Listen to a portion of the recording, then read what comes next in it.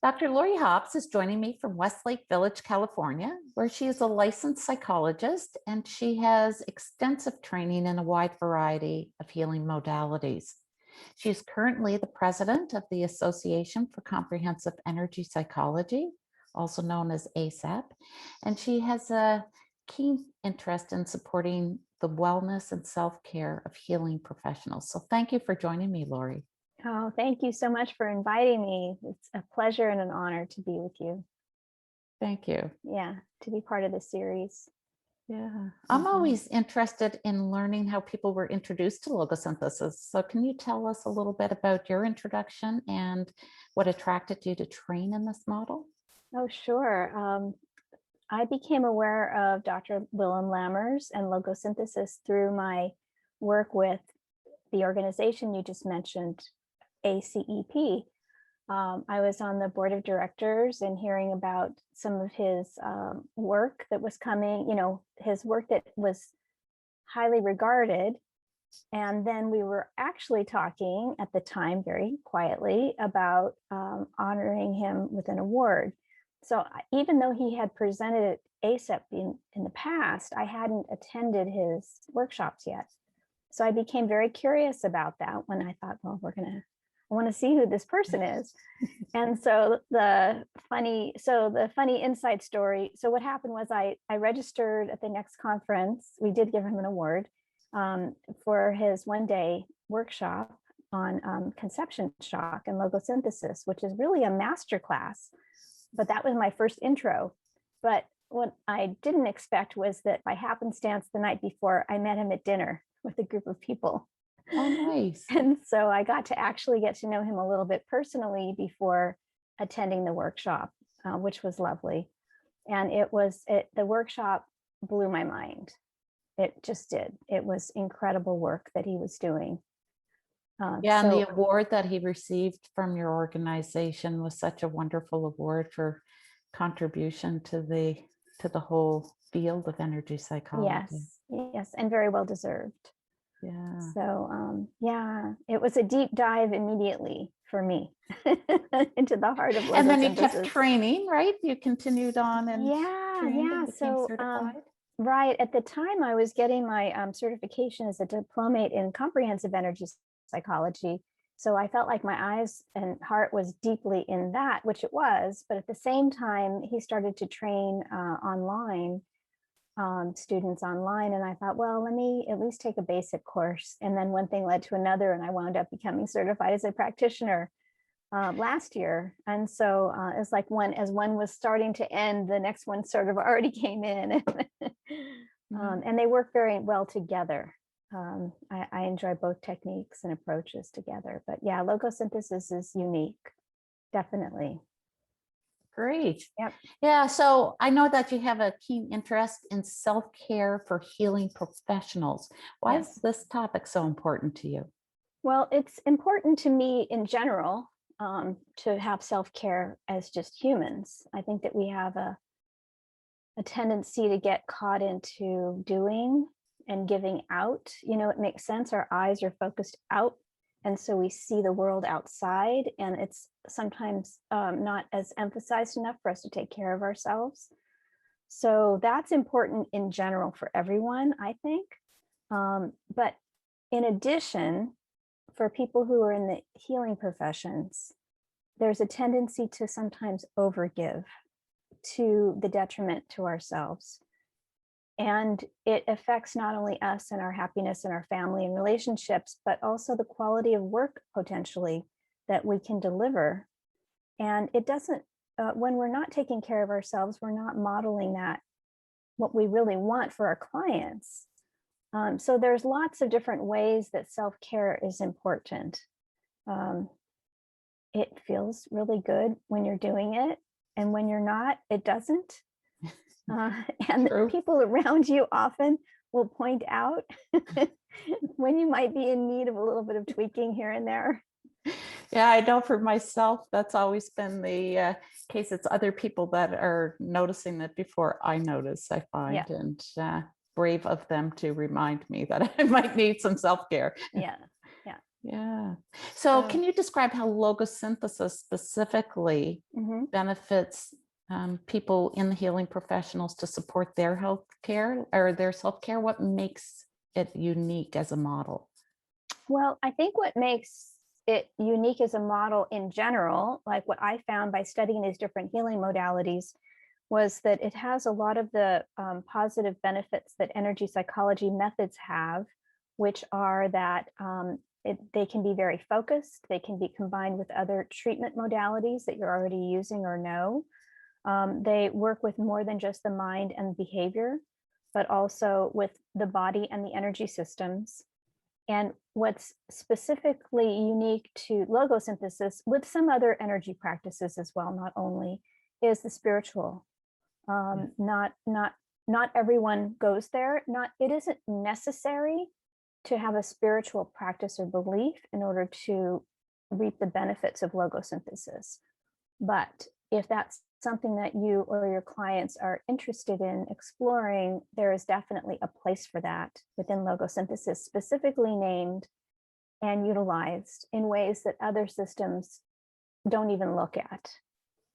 Um, Yeah, so it taps into that spiritual energy in a way that I agree with you that, if we don't have an affiliation towards the spiritual side, it's such an elegant, compassionate way to support it without overtly pushing it on people, right? But it taps into that spiritual side of us. yes, Yeah. and that I think that happens if you believe in spiritual existence, then everything we do is potentially a spiritual moment. And a system doesn't need to name it for it to be true. But if you want to focus on it, logosynthesis has an avenue for you to be able to do that. So that's important in general and different from other systems. And then specifically with self-care for issues that are maybe more maintenance than rebuilding. So in other words, something that needs a tune-up rather than a complete overhaul. Mhm. Logosynthesis, once you master it and learn it, you can use very nicely for self-care. And you can teach your client, the clients can learn as well. And so it becomes a tool in the toolbox to kind of help keep you on track.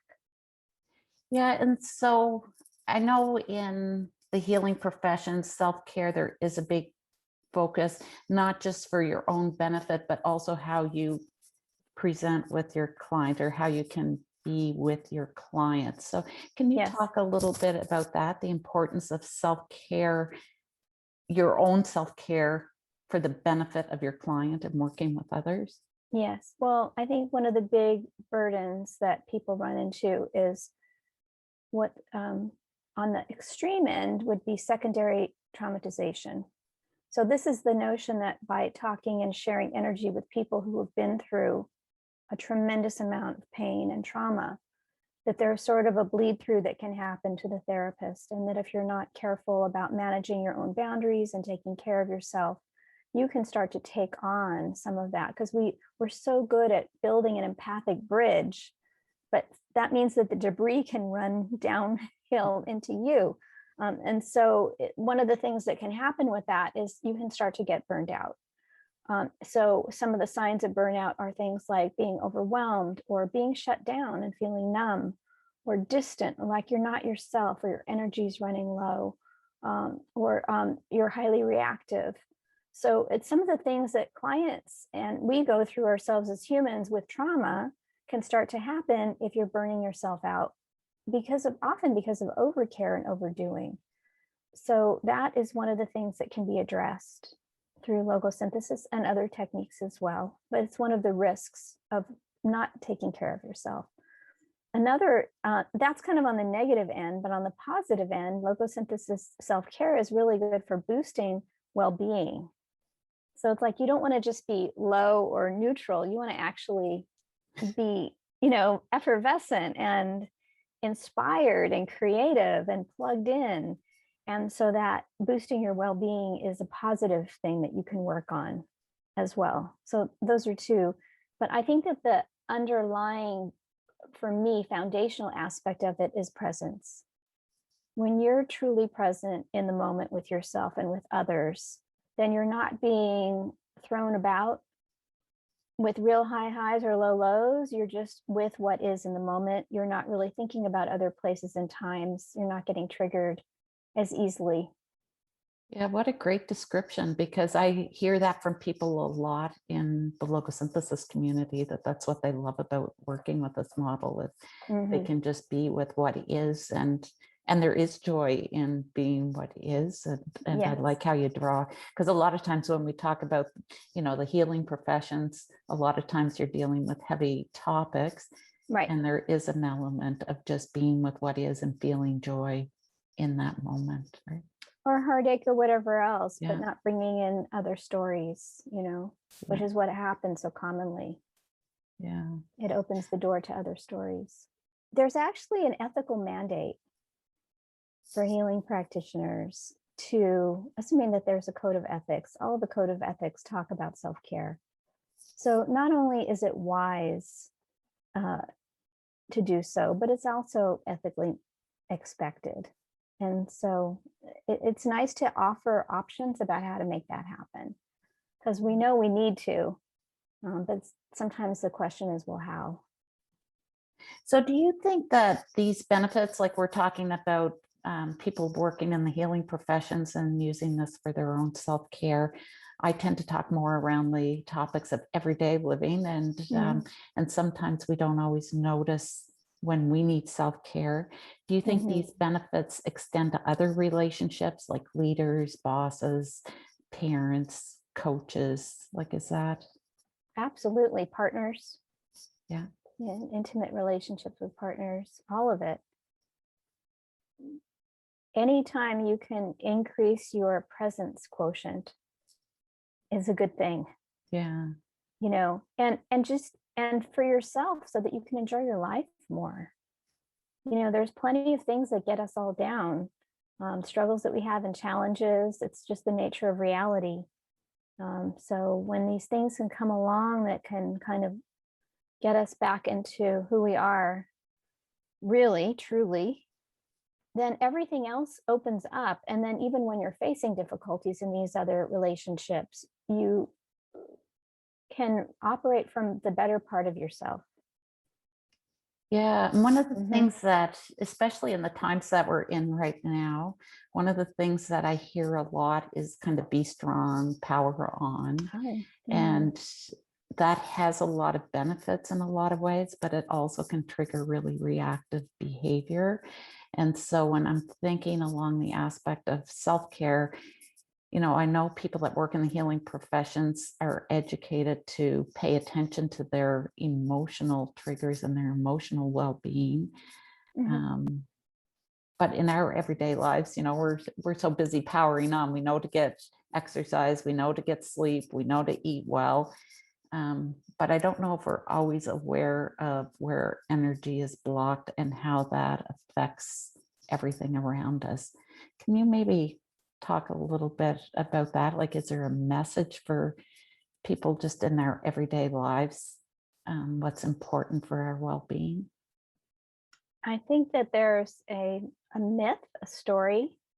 Stories are very compelling. They kind of run in the background like an operating system. And we don't always know the stories that we are running under or within, or that are infused within us, until we sit back and kind of look and have a different story that comes in. And one of the stories of our current circumstance is one of pushing hard, of being an individual that succeeds, of one of competition, of one of a machine kind of technological metaphor for life, a mechanistic way of looking at things. And that is not the only worldview that exists or has existed over time. There are other ways of looking at things. And if you look at nature, for example, there's the 4 seasons in most places around the world, not everywhere, but we can take that as, let's just say, a template of the 4 seasons. And I would say that what I just described is probably spring and summer. You think about the flower or the bud coming up, or the plant coming up through the earth. It's an incredible amount of pressure to have to burst through. So it takes an incredible amount of energy and stamina and drive and engagement with life. And then the fullness of summer, when the trees and bushes and plants are in their fullness. But then what follows is a natural rhythm of letting go, of dropping the leaves and the debris and all of that, and then hunkering down for winter, where things go underground. And you cannot live in spring and summer alone. Right. It's not a natural rhythm, but that, I think, is part of the story that we live in. And so to value the softer, gentler, darker, more typical of maybe the feminine aspect, if you think about masculine and feminine as being archetypes of Right. living, has incredible strength. In Chinese medicine, we talk about yin and yang, the yin being the feminine principle of the moon and emotion and darkness and so on, and the yang being the masculine principle of activity and the sun and moving forward. And you need to have both. If not, then everything crashes. Yeah, and it's interesting because when I met Willem, originally it was a busy time in my life and working in sales in the food industry, and it was all about being strong, power on, get things done, and I thought I was very efficient, but I could see I was kind of looking for that kinder, gentler side of me because it felt intense, and I know now that people around me felt it as intense as well, right? But when you're in the thick of it, you don't always recognize that. And so for me, working with logosynthesis, it was a nice way to notice how I was reacting in the moment and identify those triggers. And a lot of my triggers were based on that: work hard. And I grew up in a large family on a busy dairy farm. And so that was the way we operated. And it served me very well. But yet, how you tell the story around the seasons, that certainly resonates with me, that it doesn't work forever and it doesn't work all the time. And just to allow that flow to come. Yeah. I think that we have a lot of judgment about active is good and passive is bad. And active is right and strong and appropriate, and passive or receptive, maybe not passive, but receptive isn't. It's the opposite. When in fact, there is incredible strength and resilience in all of it. Yeah, and for me, it wasn't until I started working with logosynthesis, because over the years, I've certainly looked at other, personal development techniques, and certainly looked at ways just to kind of calm some of those reactions. And it wasn't until I started using logosynthesis that I could resolve those underlying triggers, so that I didn't have to keep working at it, but some of those patterns fell away and allowed me to be. So it was certainly beneficial for my self-care to be introduced to it, and to train in it, and to understand what's possible. And certainly it's an interesting journey. Yeah. Yeah. So I understand that you're going to be presenting a keynote at the Keynote Summit. And how can people get in touch with you? So this is the Healing Touch International Foundation has a wellness summit that they put on, and this year it's going to be online, and it's called Four Corners Wellness Summit, and it's going to be held in just a few weeks, May 20th to the 22nd. And I am going to be one of 8 presenters as offering a keynote. The keynote will be recorded and available, so that if someone buys the summit, they will have access to all of the keynotes, invited presenters, and with the keynotes, there's live question and answer. So if you're there live, you can actually have your questions asked and hopefully answered. And the title of my talk is called Moving Energy with Words, Logosynthesis for Self-Care. And so I'm really excited about it. I just got the affiliate link, and so we'll make sure that that's available, posted here, and so that you can learn more and see if you're interested to come join us. So is there any final message you would like to leave people about self-care? And find out more. You know, this might be your thing, and maybe this is an inspiration for something else. You know, learn more, go to the websites, you know, talk to people, explore, and don't give up. You know, and the other thing is that your self-care isn't static. It's not the thing you always do with the one way. And so it changes, and what might work for you at one season of your life or a certain time of day or whatever doesn't for some reason. And so keep exploring and keep mixing it up and making it different. So what a great message. Thank you. Yeah. And Yes. so to get a hold of me, you asked. Yes. So people can, if they want to learn more, can go to my website, www.drlorihops.com. So it's drlorihops.com. Awesome. Yes. Yeah. So I recommend that you go check out the website. Yes. Awesome. Okay, so thank you so much for sharing your expertise and your perspective on self-care and Thank how you. logosynthesis might fit into that. And I certainly appreciate your insights. Yeah, it's always a pleasure to spend time with you, Cathy. Thank you.